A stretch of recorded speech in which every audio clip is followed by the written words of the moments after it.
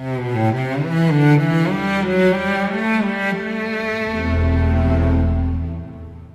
want to start with a document, not a dramatic document, not a manifesto, or a discovery, or a confession, just a letter written in 1757, 2 years after the earthquake, from a Portuguese Jesuit administrator attempting to reconstruct from memory the contents of a collection that no longer existed. The letter is methodical, almost bureaucratic in its grief.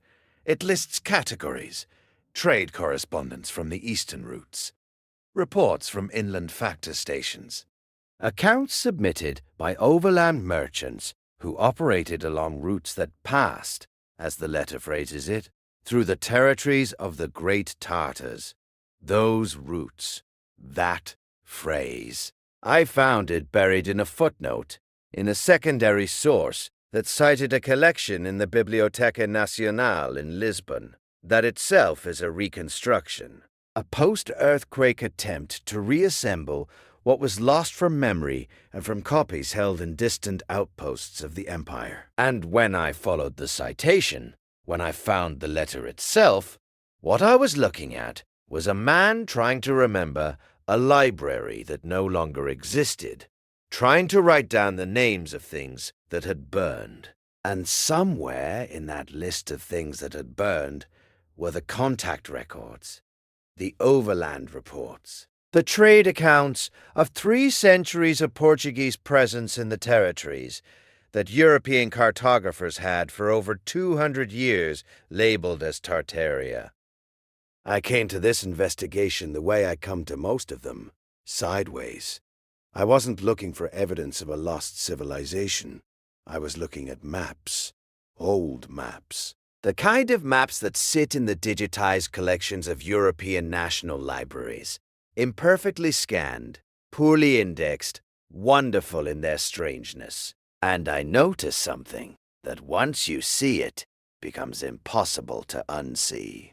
On maps printed in Lisbon in the early 18th century, the territory that English and French and Dutch cartographers called Tartaria or Grand Tartary appears with a particular density of interior detail.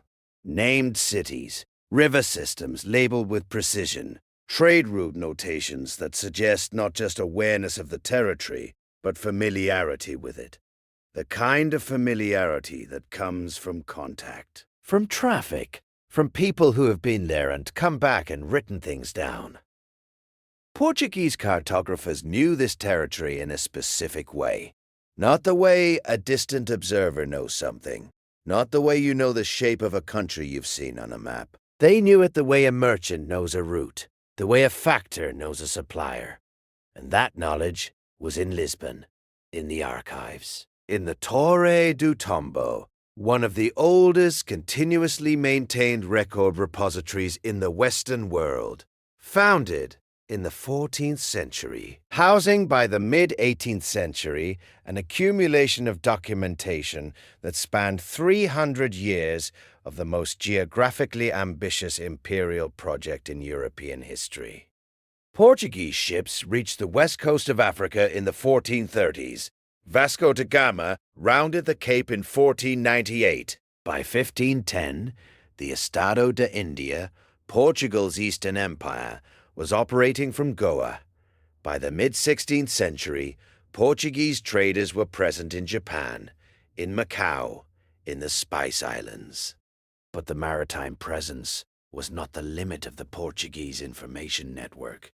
What is less documented, what the surviving histories tend to underemphasize, is the overland network. The connections to interior trading partners, the relationships with merchants and intermediaries who moved goods not by sea, but by the ancient routes of the Eurasian interior. The routes that passed through the territory labeled on every European map of the era, without controversy, without qualification, as Tartaria. What did those routes carry back to Lisbon? Not just goods, reports, accounts. The systematic documentation of an empire that understood, With a hard-won clarity of commercial necessity, that information was as valuable as spices. The factor stations of the Estado de India did not just buy and sell. They observed. They wrote. They sent reports back through a chain of administrative collection points that terminated in Lisbon, in the archives that burned on the morning of November 1st, 1755. Here is what strikes me about the official account of that morning. The earthquake struck at approximately 9:40 in the morning, All Saints' Day, when the churches were full and the administrative buildings were largely empty, the staffs away for the holiday. The initial seismic event lasted between 3 and 6 minutes. Then came the fires, fed by the thousands of devotional candles in the churches, and spreading through a city built largely of wood and plaster, burning for days. Then came the tsunami. 3 waves, the largest estimated at 20 to 30 feet, striking the harbor and the lower city where the commercial and administrative infrastructure concentrated. The Torre do Tombo, housed at that time in the Tower of Belém and in buildings adjacent to the royal palace, was in the zone of maximum destruction. The Royal Library, one of the most comprehensive in Europe at the time, was consumed.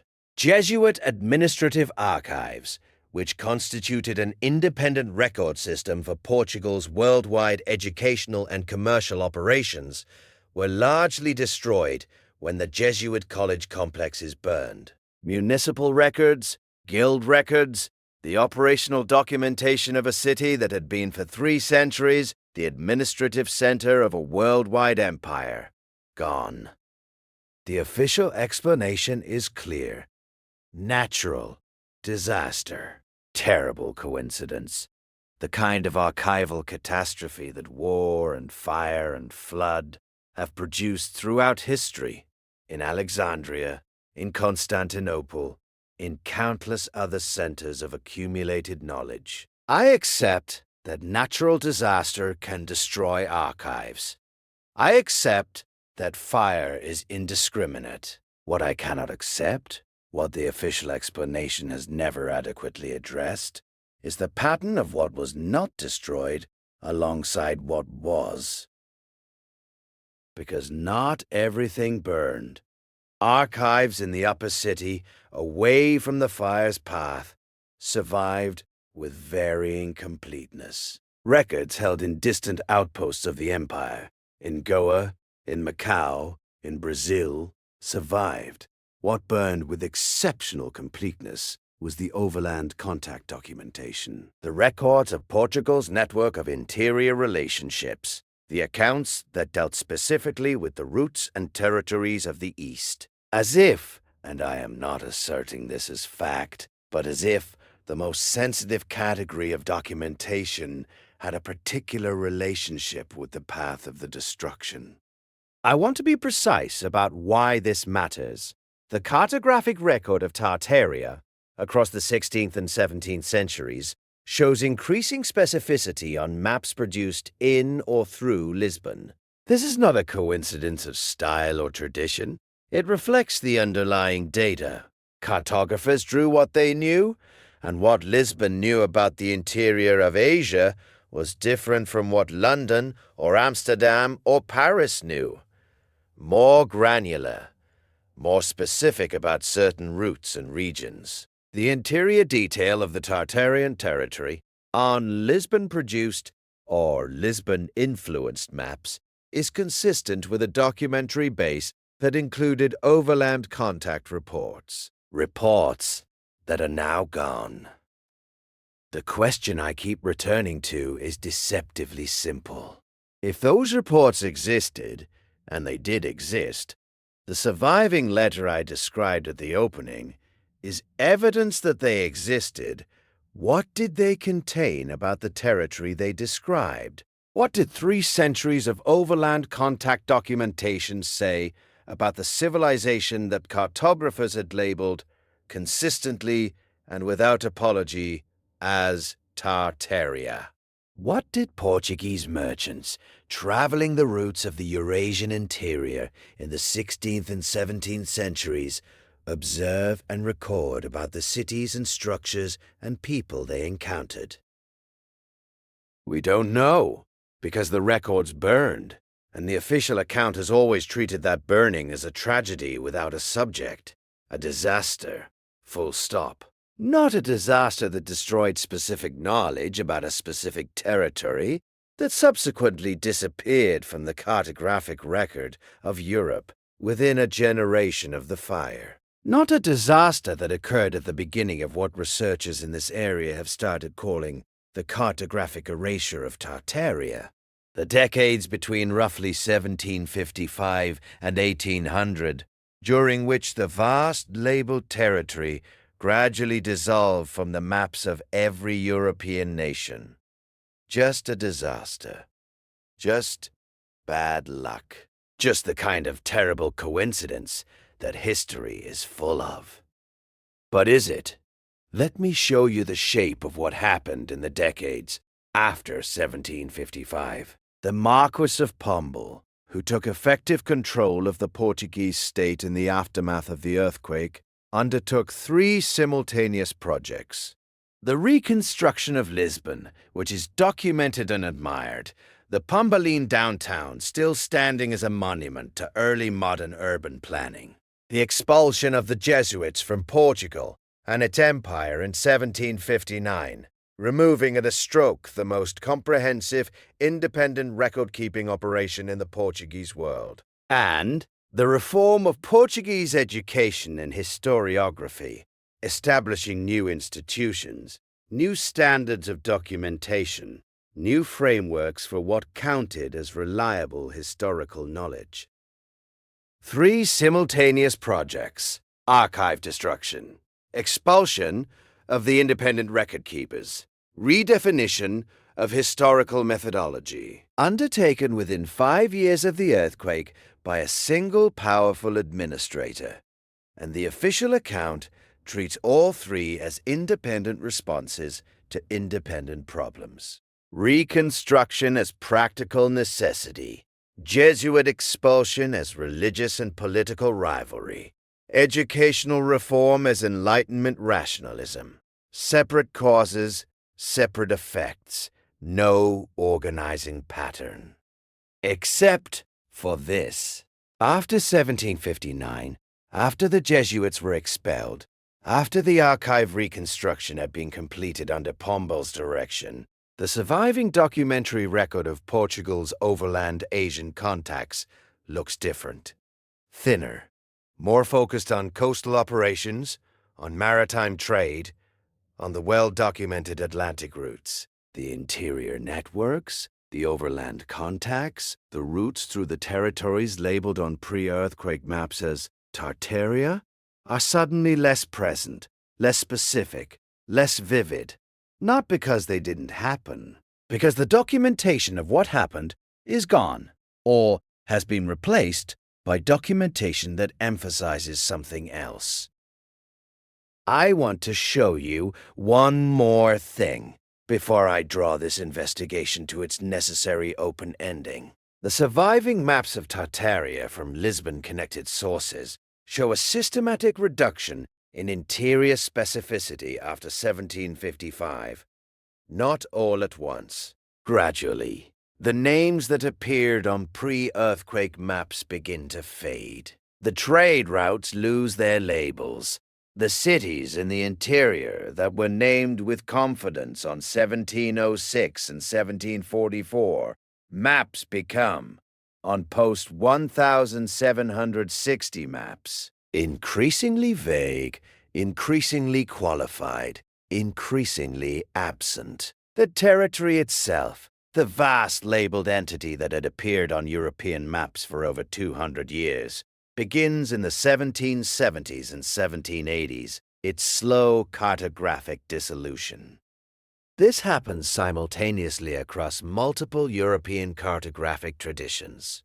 French cartographers, Dutch cartographers, German cartographers, all updating their maps in the same direction, in the same decades, apparently independently, apparently without a coordinating mechanism. And, at the center of that simultaneous shift, the city that had held the most detailed documentary record of contact with the disappearing territory had experienced, in 1755, the most complete archival destruction in European history. I am not claiming the earthquake was engineered. I am not claiming Pombal was an agent of some organized suppression. I am claiming something more uncomfortable than a conspiracy theory, because conspiracy theories at least have named actors and clear motives. What I am claiming is that the pattern of the archive's destruction, the expulsion of the Jesuits, the cartographic erasure of Tartaria, and the post-earthquake reconstruction of Portugal's historical memory, all moving in the same direction in the same decades, is too organized to explain as coincidence and too poorly documented to explain as anything else. The Torre do Tombo was rebuilt. It stands today as one of the great national archives of Europe. What it holds is impressive. What it was rebuilt from, what guided the reconstruction of its collections after 1755, was necessarily the judgment of the people who undertook the reconstruction, operating in the specific intellectual and political context of Pombal's Portugal. They decided what to recover, what to reconstruct, what to replace with new documentation, and what to simply acknowledge as lost and move on from. The letter I started with, the Jesuit administrator trying to write down the names of things that had burned, was not part of the official reconstruction effort. It survives in a collection of secondary documents, letters, and memoranda from the empire's distant outposts. People trying to tell Lisbon what Lisbon used to know and now no longer did. Reading it, I keep being struck by one phrase: the accounts submitted by overland merchants who operated along routes that passed through the territories of the Great Tartars. He lists it as one category among many.